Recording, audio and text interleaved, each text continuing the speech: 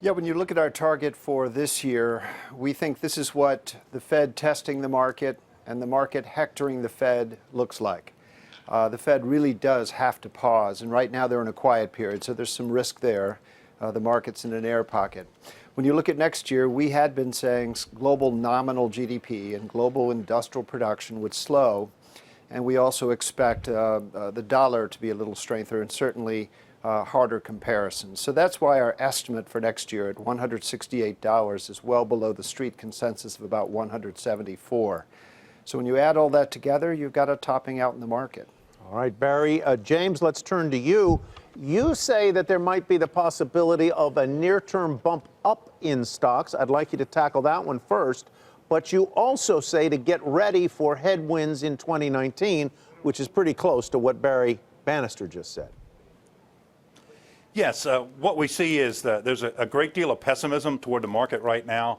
A number of the things that we look at from a sentiment standpoint have turned very negative. They're very negative, which is actually positive. And we hit lows that we saw back in October or so, and we think that there could well be a bounce in the market. We see a little bit less risk today. As we look forward, though, one of the things we see is we're in transition. And, I was present for the birth of each of my three kids, and my wife will tell you transition was the worst part. And we think that's what we're seeing today. And the change that's taking place is going from a growth market, a mania-driven market on some of these big, internet-type stocks, to more value-oriented, to more defensive types of securities. And we saw this in 2000. You can make money even when the large stocks that had been the big winners are taking a hit. So we think that transition is upon us. Time to make some changes in your portfolio and maybe do a little buying right now in some of those things that will hold up well next year. Barry, James, I'm glad you brought that up. Again, it's eyebrow raising to look at the performance in this quarter. Apple's down 26% in the quarter. That's its worst since 2008. Tech itself as a whole sector is down 14.5%, also the worst since 2008. So if some would argue that this is the time to actually look at buying some of those names. What would you say? Yes, absolutely. I think of a Micron Technologies is trading at a price to earnings of 3, and earnings are going through the roof. They could have a halving of their earnings, and they'd only have a PE of 6. So there's some great opportunities out there, and picking them up at this juncture, I think, is a good course of action. Barry Bannister, you like some of the more defensive sectors, right?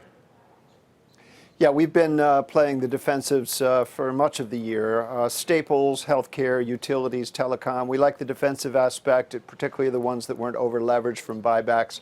And we like the bond proxy aspect because we thought the 10-year yield would fall. First, it was the inflation break-evens because of oil, which we were bearish on. But also now I expect that real yield, that TIPS yield, to come in. And I could see the yield almost inverting at the 10-2, a little more than we've already seen. And this, again, calls out the Fed to slow down or stop. And if they do a quarterly pause, they can do a renewal at the end of March, and we'll just see where we take it from there. Barry, James, we got to go, but you just brought to mind something that all investors should be aware of. It's not just Micron that's trading at a very low price to earnings multiple. Look across FANG. If you want to throw Apple in there, it's basically 11.5 times. But even if you don't, Facebook, 18 times. Google, something like 22 times. Barry, James, those are arguably bargains for what people typically think of as some of the most overvalued names of the market after the sell-off. Yeah, and what you tend to see in these types of environments where you've got companies down over 20% from their recent highs, there are some good buying opportunities, but it will be very volatile. And we're not jumping into all of those. Maybe an Apple, but maybe not those others just yet because we think that there's too much volatility.